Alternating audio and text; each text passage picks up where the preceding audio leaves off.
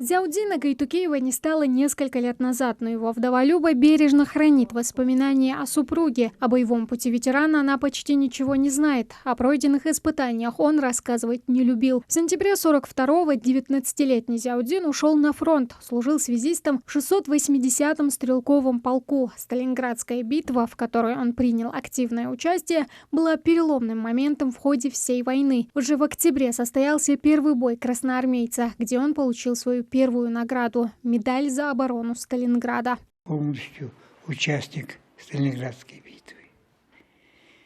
После Сталинградской битвы освобождал Россию, российскую территорию, потом польскую территорию. Польшу тоже освободил я. Вышли на немецкую территорию, где был я ранен. Мужественный и бесстрашный, Зяудин Гайтукеев был на хорошем счету у военного руководства. Справедливость, говорю.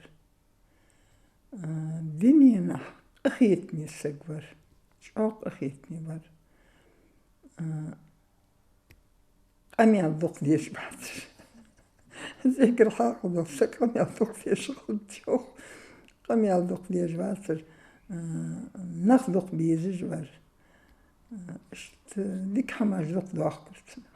Тогда, в 1944-м, во время депортации в Казахстан, многие солдаты, выходцы из Ингушетии, вынуждены были менять свои имена, чтобы остаться и продолжить воевать за свою родину. Николай Гайтукеев, он же Зяудин Джамалдинович, одним из первых решил во что бы то ни стало не покидать фронтовых товарищей, поэтому с тех самых пор в графе «национальность» у него значилось «русский».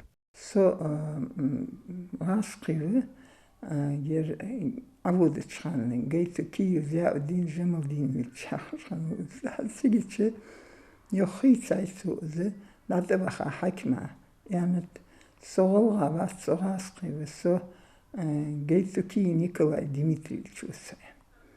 Ах, эшт хица цаваин, вот вече, сему банах бетебетасын цаваму гудацки, ялер. До конца Сталинграде он бежит.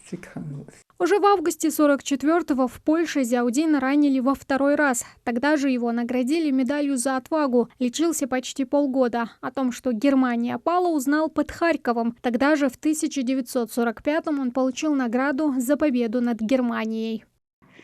Когда народ радовался, я в госпитале находился. И вот это вот узнал от народа. Горело жаром от того, что сообщили, что Россия победителем была в этой войне. Поэтому мы болеем за свое будущее, за свое настоящее и будем болеть всегда.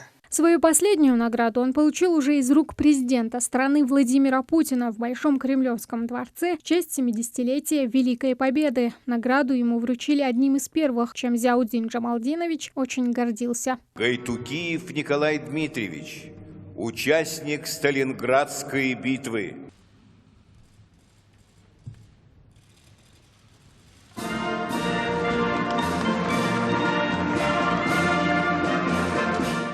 Он подошел, я нагнулся и вышел Путин навстречу. И он поздравлял меня с праздником. Символ доблести и отваги, верности и самоотверженного служения Родины. Бойцы Красной Армии, не задумываясь, выполняли самые сложные боевые задачи ценой собственного здоровья и жизни ради общего мира. Тамара Хашагульгова, Умар Газдиев, Новости 24.